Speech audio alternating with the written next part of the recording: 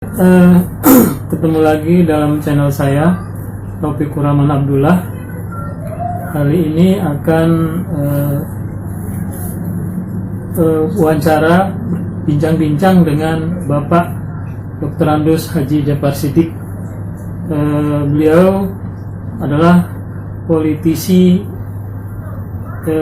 dalam 3 zaman, sejak zaman Orde Baru, Orde Reformasi, bahkan hingga sekarang. Jadi kita ingin memperoleh pengalaman, pandangannya, baik sebagai ketika menjadi anggota DPR RI ataupun pengalaman diantaranya yang penting adalah pernah menulis buku tentang Uzbekistan. Assalamualaikum warahmatullahi wabarakatuh, Pak. Iya, Uzbekistan.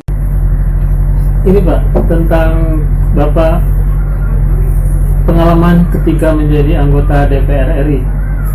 Apa saja Pak yang Bapak? Saya kebetulan aktif sebagai tokoh parmusik ya. Zaman Naro saya sebagai Sekjen Muslim Indonesia, depan ketuanya Pak Naro. Nah, sejak itu saya waktu pemilihan saya dimasukkan dalam daftar calon terpilih mewakili Kaltim. Cuman Pak Naro sampai zaman Ismail Hasan, terus selama 33 tahun di DPR RI. Jadi saya di DPR itu memiliki 2 jabatan, satu sekretaris fraksi. Itu berapa 12 tahun lah itu ya. Kemudian wakil ketua Badan Kerjasama Antar Parlemen BKSAP DPR RI itu wakil ketua sebagai lembaga DPR yang tugasnya menerima tamu-tamu anggota DPR luar negeri, berdiskusi, konferensi dengan mereka dan membawa mereka ke tanah air Indonesia di mana mereka menghendaki keliling, apakah ke Irian atau ke Aceh atau segala macam. Jadi saya bawa itu. Jadi perjalanan mengantar tamu-tamu itu merupakan kebahagiaan saya, karena kebetulan saya di sekolah itu di Malang tahun 50 sampai 51 sampai 54 di Malang, setahun di Jogja sekolah guru hakim agama. Sekolah guru hakim agama itu kalau lulus jadi hakim Islam. Saya 4 tahun sekolah dengan belajar 3 bahasa, Arab, Inggris, Perancis. Nah, situlah kenikmatan saya menguasai 3 bahasa, karena bukan main-main, belajar ada guru bahasa Inggris, bahasa Arab, bahasa Perancis, sehingga itu merupakan satu investasi moral saya waktu saya sudah tidak sekolah lagi, menjadi petugas lembaga-lembaga DPR atau organisasi-organisasi parlemen, sehingga saya ditaruh di DPR sebagai wakil ketua Badan Kerjasama Antar Parlemen BKSAP, sebagai wakil ketua yang tugasnya menerima tamu parlemen luar negeri, diskusi dengan mereka, membawa mereka ke beberapa daerah Indonesia di mana mereka inginkan, dan mewakili Indonesia dalam pertemuan parlemen.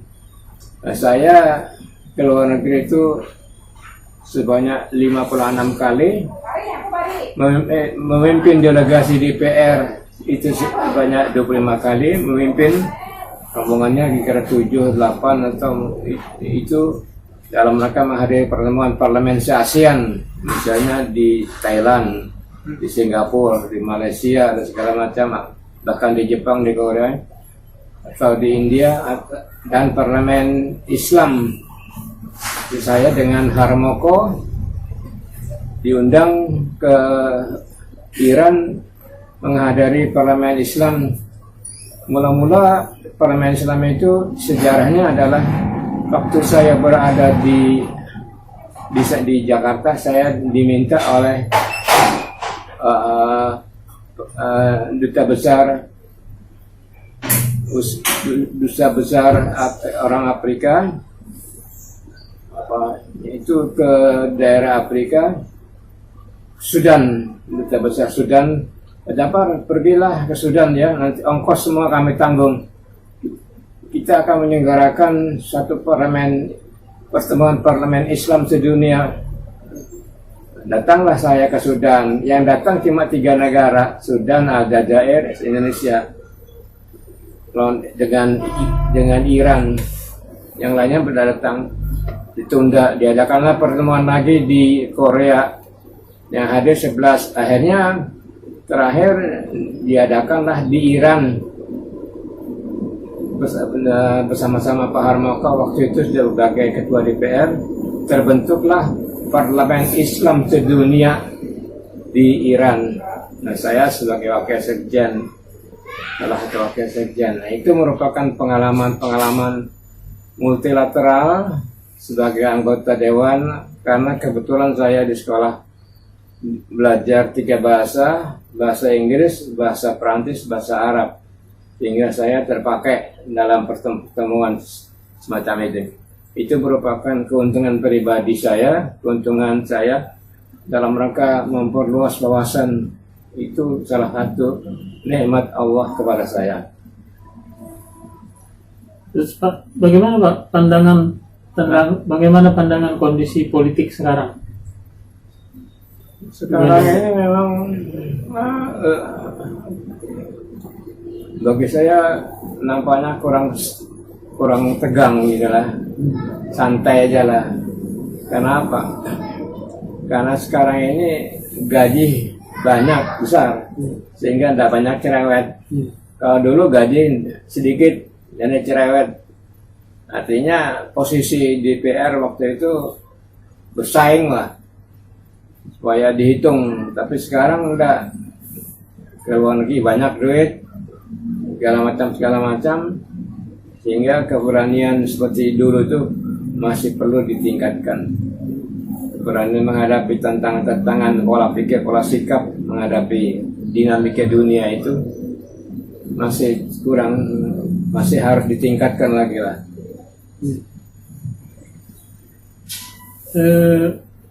Kalau mengenai kehidupan masyarakat bagaimana kehidupan politik yang ideal menurut Bapak sekarang ini? Kehidupan politik yang ideal sekarang ini kira-kira bagaimana menurut pandangan Bapak? Sekarang ini saya melihat kurang greget lah, kurang bersikap, kurang tegar gitu. Ya, tidak tahu kenapa kurang tegar.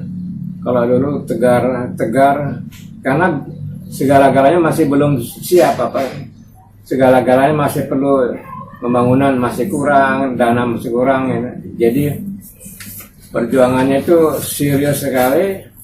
Sekarang dana banyak ya, kalau ke luar negeri aja anggota DPR besar dananya, dulu anak sedikit sekali. Jadi ketegangan itu dulu tuh tinggi, ketegangan konfrontasi antara DPR dengan pemerintah itu tinggi. Sekarang ini kurang gitu. Karena dananya besar, jadi dihitung-hitung daripada dimarahi nggak ada dapat duit, baik diam aja. Nah ini situasi yang memang harus dirubah. Keberanian menghadapi tantangan untuk mengoreksi pemerintah itu harus ditingkatkan, apalagi kita memiliki posisi strategis sebagai Indonesia dalam kancah global. Ini sangat penting Indonesia dalam memerlukan figur-figur, tokoh-tokoh yang berwibawa, berkarakter. Nah, terutama kita dalam menghadapi pemilihan presiden, apakah kita akan tetap memilih Jokowi yang sudah berhasil memimpin, atau kita memilih tokoh baru? Itu terserah kita, terserah rakyat Indonesia apa yang diperlukan dalam rangka memacu Indonesia sebagai kawasan strategis dunia yang sangat digemari dunia, yang sangat disenangi dunia. Posisi Indonesia itu banyak dikawal ya, karena banyak sumber daya alam yang masih belum dikelola. Itu hal-hal yang sangat penting. Terus ini Pak, Bapak pernah menulis buku tentang berziarah ke makam Imam Bukhari. Apa Ya. Pak motivasi tujuan penulisan buku? Ini di atas ini. Yang ini Pak? Ini Uzbekistan. Ya. Ini Uzbekistan, ziarah ke makam Imam Bukhari. Lengkap sini gambarnya. Ini dokumen aslinya ini. Gambar-gambarnya. Yang sudah dicetak ada Pak? Nah, Yang sudah dicetak ada? dulu udah ada dicetak dulu, tahu kemana kan sudah. Nah, kemudian aku bangun, aku buat lagi dulu. Buat lagi ini. seperti ini Pak ya?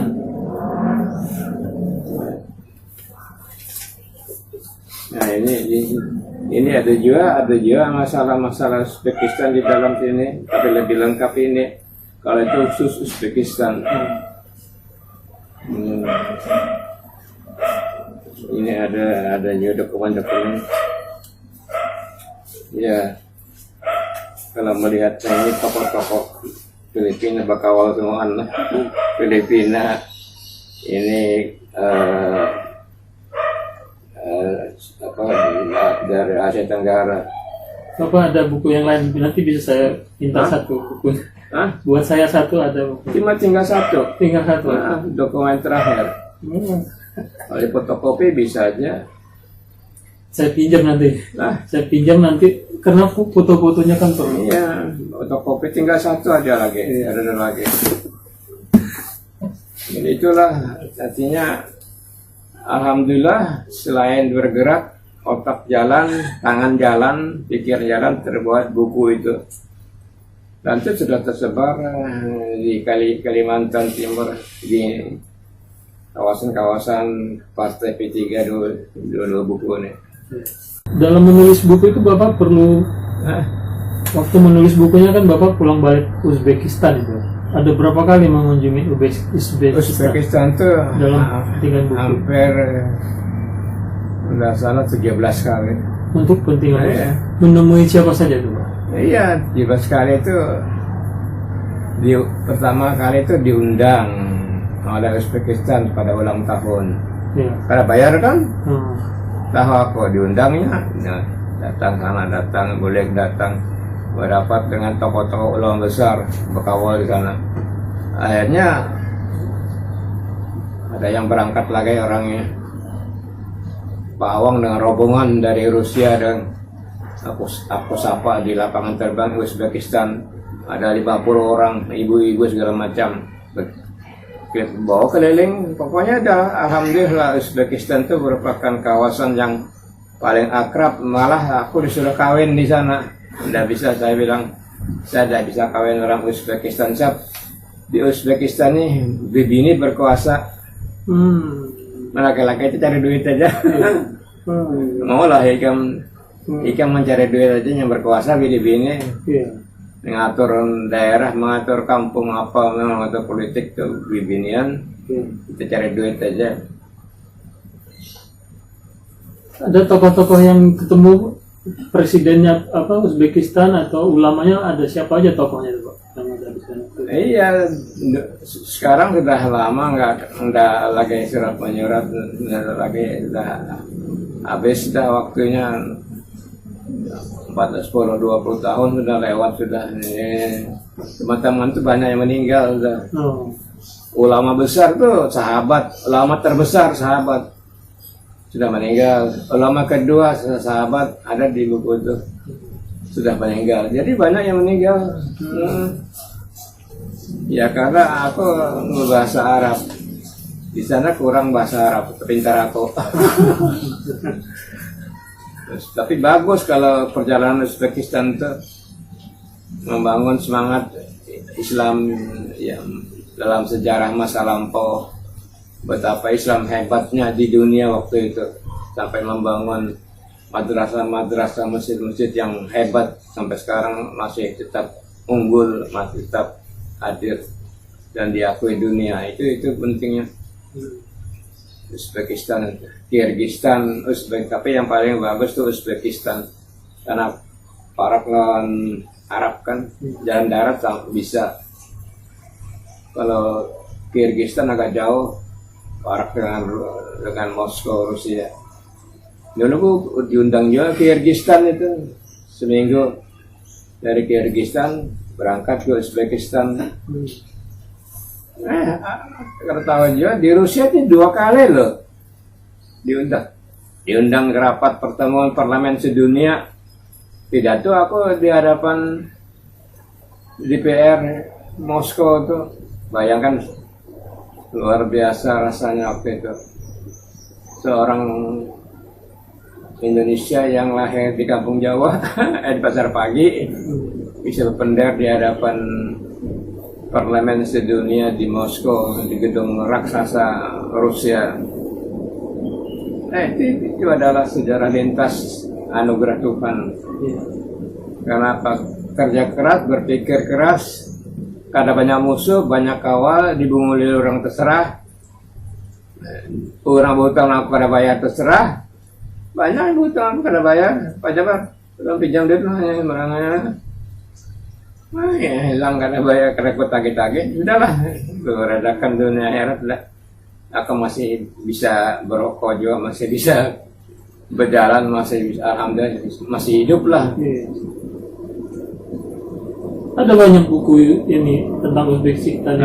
Ada banyak dicetak dulu. Dulu dicetak itu ratusan tuh, dijual malah. Iya, makanya saya lihat dia di online ada harganya 120. Ini kan ada lagi, ini aja lagi. Ini asli ya. Belum ada keinginan untuk mencetak lagi. Ini isinya itu kan tentang ini ya, makam Imam Bukhari ya, Iya. di Uzbekistan. Kunjungan ke sana, Pak. Iya, Bapak ke sana waktu kunjungan itu. iya. Itu makam Imam Bukhari itu di masjid. Jadi dikelilingi ada di bawah.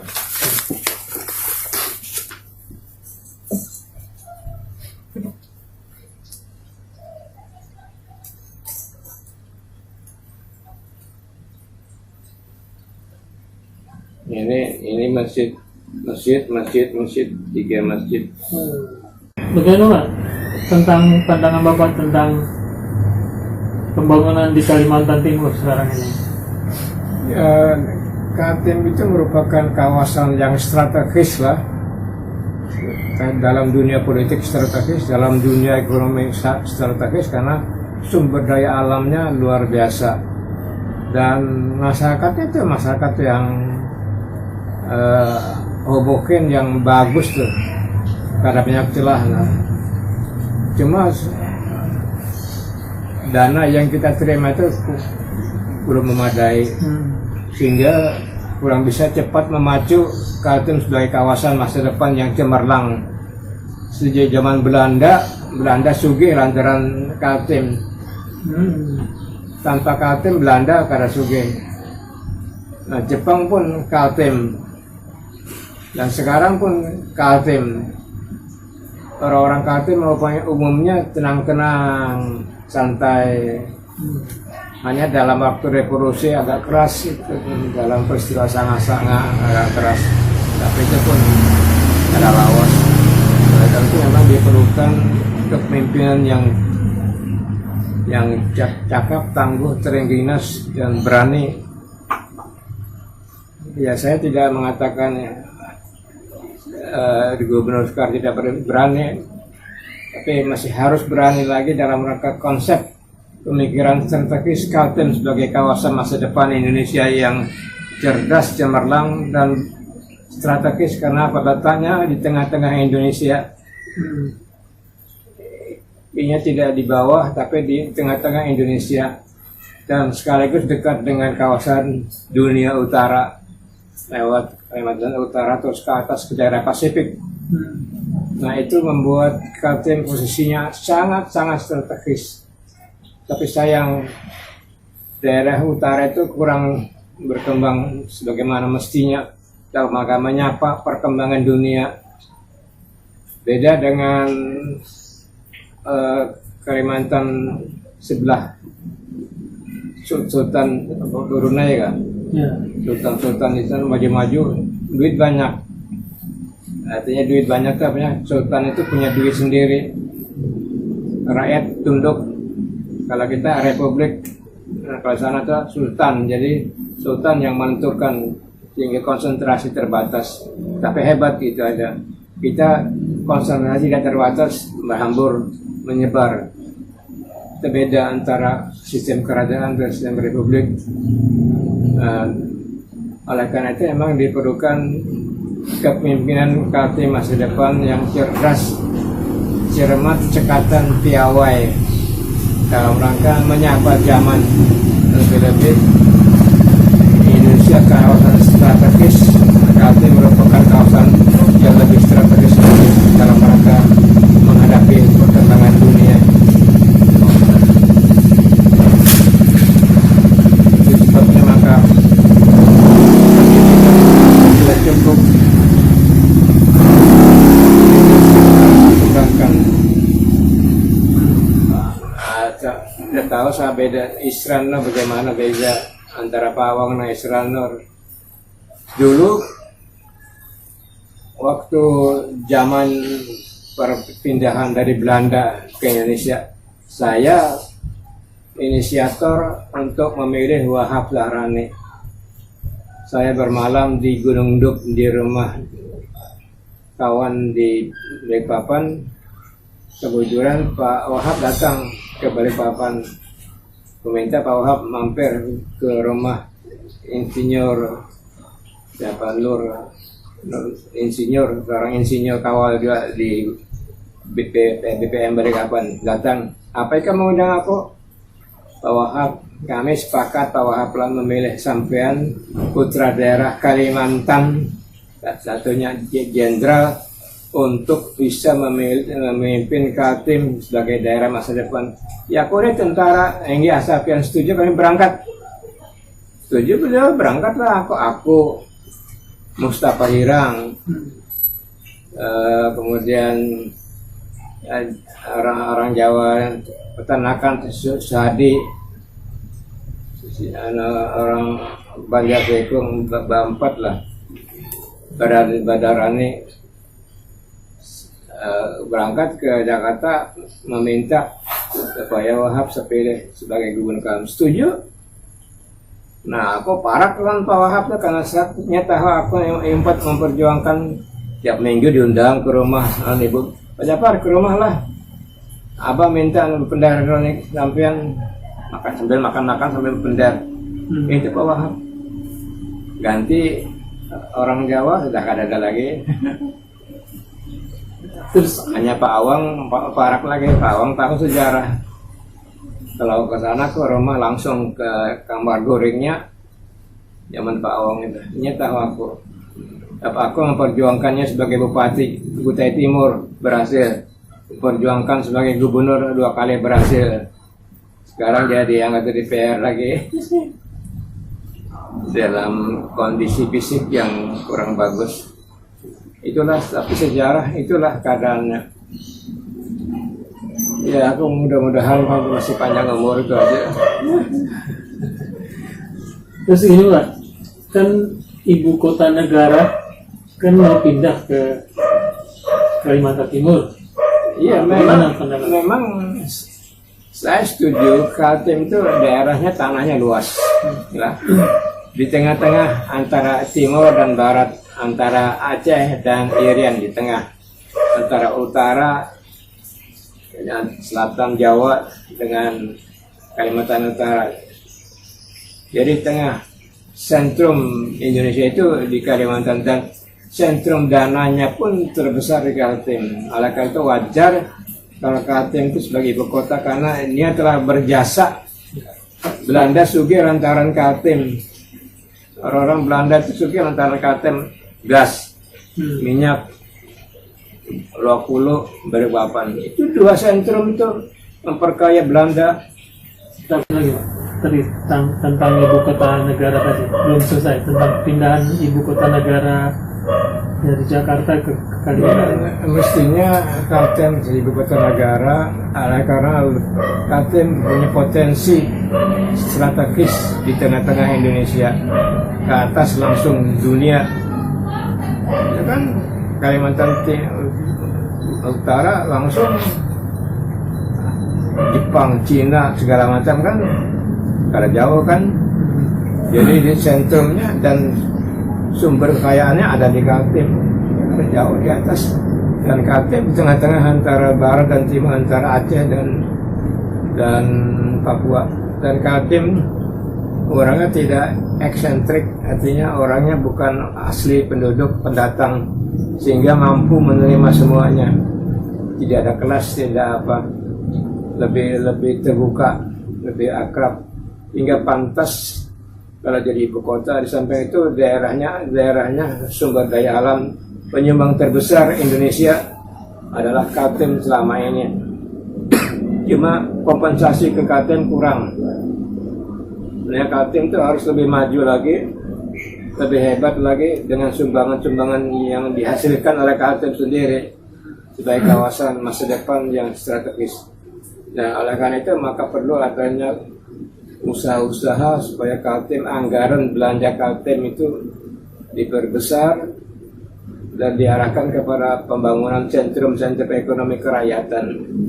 Jadi, ekonomi berkembang tapi bukan ekonomi negara, ekonomi rakyat. Oleh karena itu diperlukan kajian-kajian strategis ekonomi rakyat macam apa yang perlu dikembangkan di Kaltim supaya dia merupakan sumber penghasil rakyat dan sekaligus mampu menopang Republik Indonesia. Itu diperlukan karena Kaltim adalah umumnya orang pendatang semua. Dayak pun dari utara.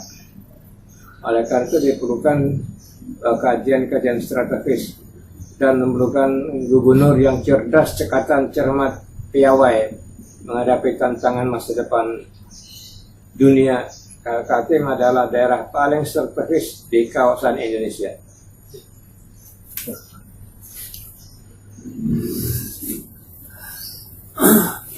Ya, ada lagi Pak kira-kira mau disampaikan? Hah? Ada lagi yang mau disampaikan sebutan dengan Ya, kita mengharapkan bahwa Kaltim setapak demi setapak akan menjadi daerah sentrum.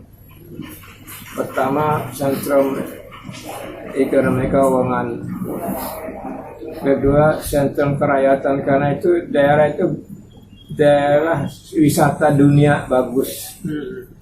Wisata dunia, ke danau aja kita keliling seharian sudah rasanya di luar negeri sudah.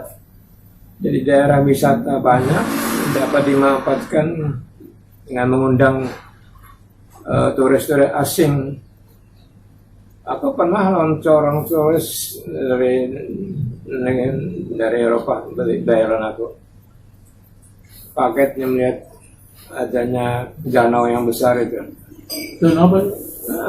Danau Jompang, Danau Semayang, Danau Merintang. Kagetnya. Ya bisa begini ya. Tidak tenggelam sama rendah. Dan Kutai di Kutai itu. Ya, daerah danau itu rendah kan, tanahnya kan. Jadi berdiri aja kita sudah sampai batis itu sudah. Banyu kadar ke dalam, karena danau itu hasil tanah banyu dari gunung menumpuk. Kalau ada dikeruk tanahnya, banyunya datang lawan tanah susun banyak kada berangkat tumpuk akhirnya danau itu naik. Danau itu lawas ke lawas, mudah danau di Sulawesi Karing. Ada Karing kan ada danau lagi dah. Nah, kada ada lagi istilah danau Jempang, danau Semayang, danau Merintang. Danau sudah jadi daratan. Kenapa tidak dikeruk? Belanda dikeruk, wajib dikeruk tuh. Selain tempat ikan yang bisa pipih, bisa sampai itu juga menampung, jangan sampai ini tenggelam.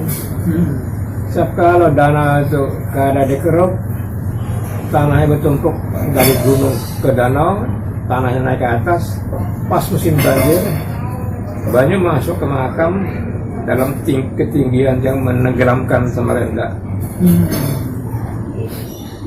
Danau dikeruk supaya banyak dari utara dari gunung itu datang ke danau, stop di danau, begamatnya ke mahakam ke laut. Kalau kada, karena sudah datar, banyak terus melimpas ke Samarinda, banjir dengan segala macam resikonya. Ini kalau dibiarkan ini Samarinda bakal tenggelam.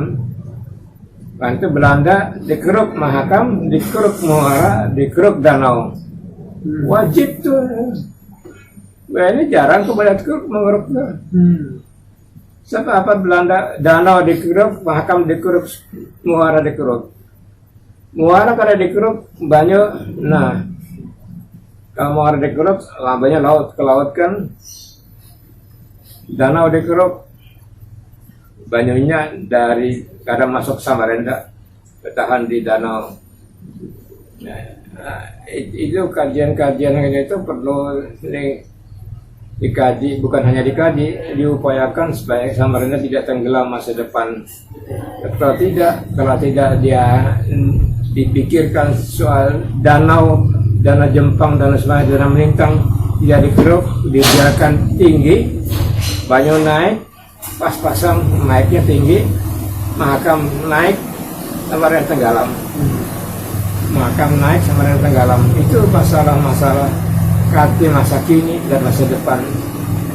Karena Kaltim berada di lintas alur air sungai dari danau yang tidak pernah berhenti, karena hujan tidak pernah berhenti. Coba ya. Baik Pak. Baiklah, demikian wawancara kita dengan Bapak Dr. Andus Haji Muhammad Jafar Shiddiq, politisi 3 zaman yang malang melintang di DPR RI, bahkan sudah menulis buku tentang ziarah ke makam Imam Bukhari di Uzbekistan yang sudah banyak beredar, terutama di dalam pemilihan beliau di Kalimantan Timur. Demikianlah acara semoga kita ketemu di acara berikutnya. Assalamualaikum warahmatullahi wabarakatuh.